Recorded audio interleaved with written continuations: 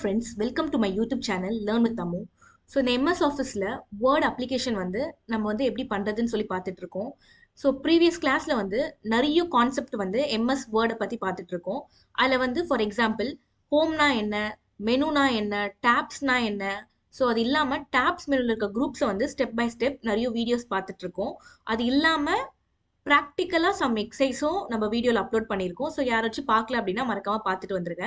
So இந்த class என்னன்னு பார்த்தீங்கன்னா, அதே மாதிரி ஒரு ப்ராக்டிக்கலாக ஒரு எக்ஸசைஸ் பண்ண போகிறோம். இங்கே பார்த்தீங்கன்னா ஒரு லெட்டர் வந்து டைப் பண்ணியிருக்கோம்.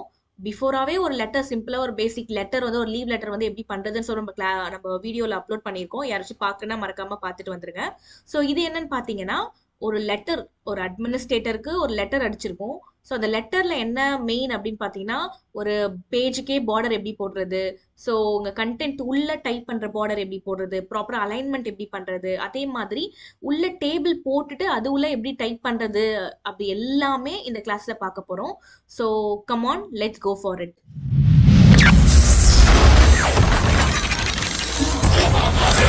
ஓகே, இப்போ நம்ம இந்த எக்ஸசைஸ் தான் எப்படி வந்து ப்ராப்பரா அலைன் பண்ணி பண்றதுன்னு சொல்லி பார்க்க போறோம். அதுக்கு முன்னாடி நான் கீபோர்ட்ல வந்து கண்ட்ரோல் என் வந்து கிளிக் பண்றேன். கண்ட்ரோல் என் எதுக்குன்னு பார்த்தீங்கன்னா, ஒரு நியூ டாக்குமெண்ட் வரும். அதுக்கப்புறம் மேல வியூ மெனுல நான் ஜஸ்ட் வியூ கிளிக் பண்றேன். வியூ கிளிக் பண்ணதுக்கு அப்புறம் இங்க டாப்ல view side by side option இருக்கா, இதை கிளிக் பண்றேன். ஆல்ரெடி நான் 2 வேர்டோடைய இது ஓப்பன் பண்ணி வச்சிருக்கேன். ஸோ அதில் வந்து எனக்கு என்ன வேணும்னு பார்த்தீங்கன்னா, இந்த கம்ப்யூட்டர் இன்ஸ்டிடியூஷன் லெட்டர்னு இருக்குங்களா, ஜஸ்ட் இதை கிளிக் பண்ணிட்டு ஓகே மட்டும் கொடுங்க. உங்களுக்கு சைட் பை சைடு வரும். இது எதுக்குன்னு பார்த்தீங்கன்னா, உங்களுக்கு ஈஸியாக பார்த்து டைப் பண்ணுறதுக்கு யூஸ் ஆகும். இப்போ நான் என்ன பண்ணுறேன்னா, அங்கே இருக்கிறது அப்படியே நான் ஜஸ்ட் டைப் பண்ணிக்கிறேன். ஸோ நான் கேப்ஸ் ஆன் பண்ணிட்டு நெக்ஸ்ட் ஜென் கம்ப்யூட்டர் லேர்னிங் சென்டர்ன்னு டைப் பண்ணிடுறேன். ஸோ அதே மாதிரி நான் ஃபுல்லாக டைப் பண்ணிடுறேன்.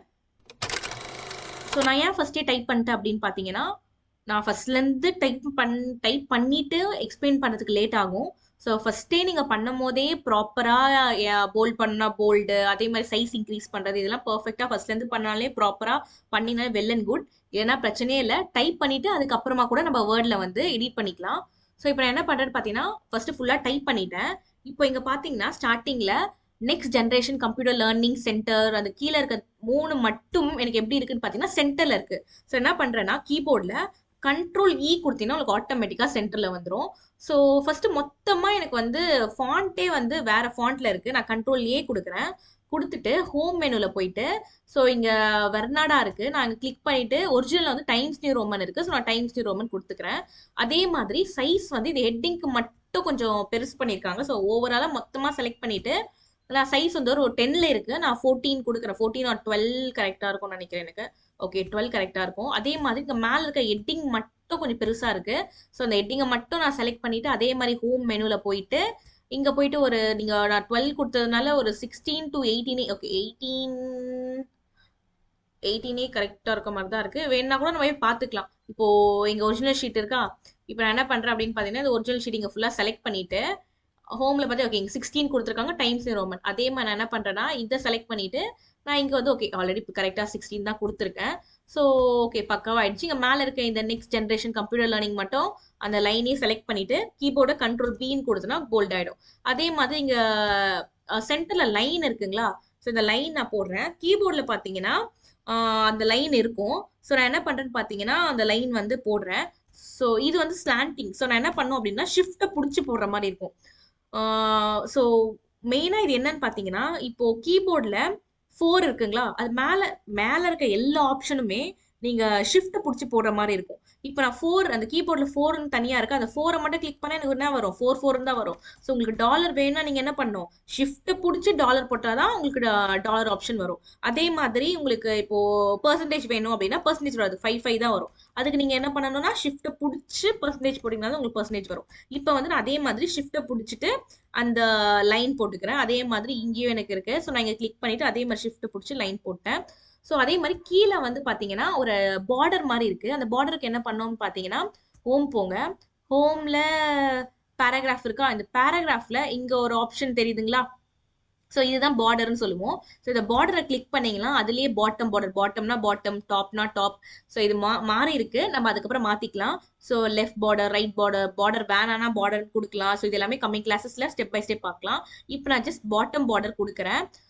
பட் ஆனா வேற இது டிஃப்ரெண்டா இருக்கு, இது டிஃப்ரெண்டா இருக்கு. அதுக்கு நான் என்ன பண்றேன்னு பாத்தீங்கன்னா அதே பார்டர்ல கீழே பாத்தீங்கன்னா பார்டர் அண்ட் ஷேடிங் இருக்குங்களா, அங்க போயிட்டு ஸ்டைல்ஸ்ல வந்து வேற ஸ்டைல் கொடுத்துருக்கேன். நான் ஃபர்ஸ்டே பிஃபோரா ஒரு வச்சதுனால அப்படி இருக்கு.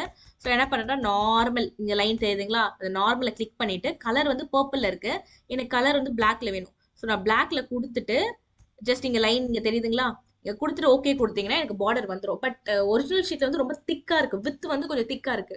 ஸோ அதுக்கு திக்கா வேணும் அப்படின்னா திருப்பியும் ஹோம் மெனுல இந்த பார்டர்ஸ்ல நான் பார்டர் அண்ட் ஷேடிங்லேயே போறேன். இங்க தெரியுதுங்களா வித்ன்ற ஆப்ஷன், அங்க போயிட்டு ஒரு 3pt கொடுத்துருக்காங்க. 3pt ஒரு 2pt உங்க கண்டென்ட்டை பொறுத்து நான் கிளிக் பண்ணிட்டு ஓகே கொடுத்தேன்னா எனக்கு பாத்தீங்களா அதே மாதிரி இருக்குங்களா. அதே மாதிரி கீழே வந்தீங்கன்னா இந்த டேட்டு, ஸோ நான் ஷிஃப்ட்டை பிடிச்சிட்டு ஸோ ஜஸ்ட் டேஷ் இப்படி யூஸ் பண்ணிக்கலாம்.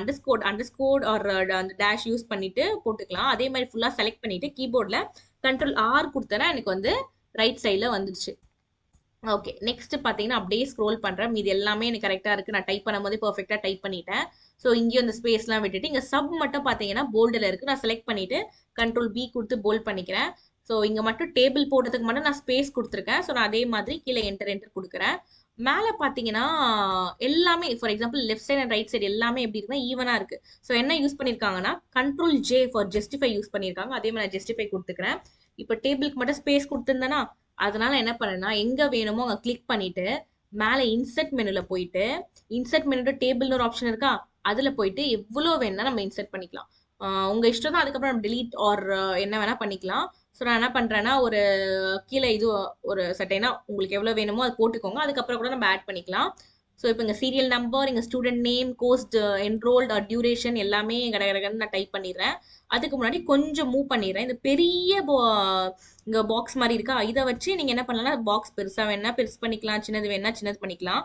அதே மாதிரி லெஃப்ட் சைடில் இருக்குல்ல, இது என்னன்னா மேலே மேலே மூவ் பண்ணணும்னா மேலே மூவ் பண்ணிக்கலாம், கீழே மேலே கீழே மூவ் பண்ணிக்கலாம். அதே மாதிரி நெக் ஷீட் கூட நீங்கள் மூவ் பண்ணிக்கலாம் அதை யூஸ் பண்ணி.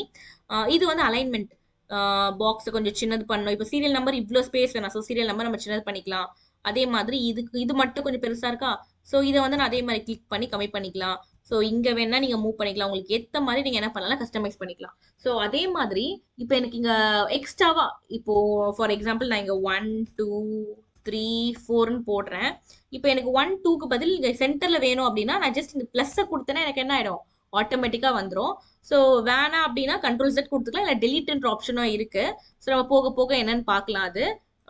ஸோ இது எல்லாமே அப்படியே செலக்ட் பண்ணிட்டு I just delete control select பண்ணிட்டு டெலிட் கொடுத்துறேன்.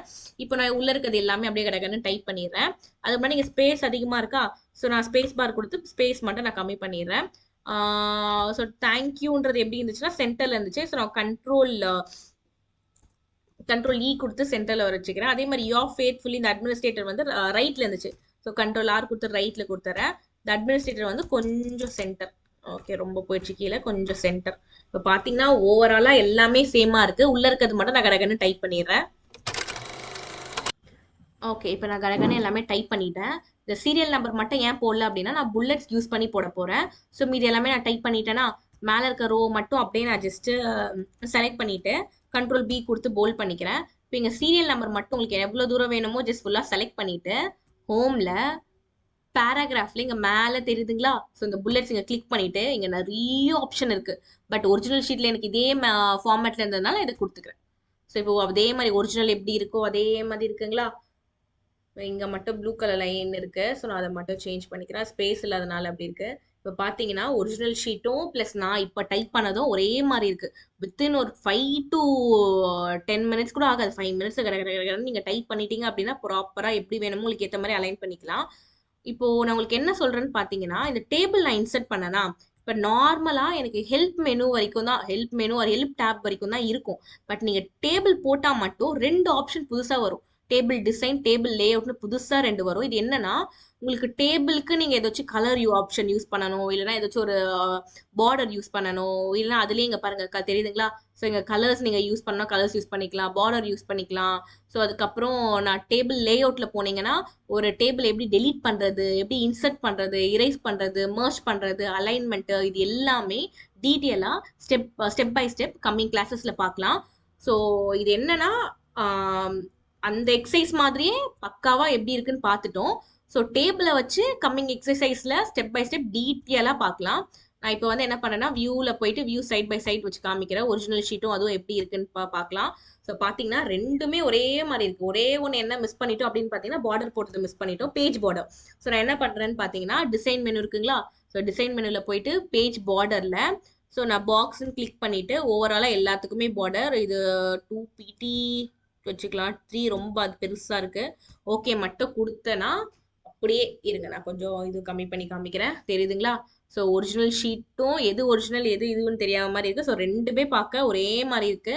ஸோ இப்படி தான் ஒரு அலைன்மெண்ட் பண்ணி ஒரு எப்படி வந்து ஒரு லெட்டர் வந்து ப்ராப்பர் அலைன்மெண்ட்டோட ஒரு டேபிள் இன்செர்ட் பண்ணி எப்படி பண்றதுன்னு சொல்லிட்டு இந்த கிளாஸஸ்ல பார்த்தோம். தேங்க்ஸ் ஃபார் வாட்சிங் my channel. Without fail like, comment, share and subscribe. So உங்களுக்கு ஏதாச்சும் queries இருந்துச்சுன்னா மறக்காம கமெண்ட் பண்ணுங்க. உங்க எல்லா கமெண்ட்க்கும் நான் ரிப்ளை பண்றேன். தேங்க்ஸ் ஃபார் வாட்சிங் மை சேனல். பை.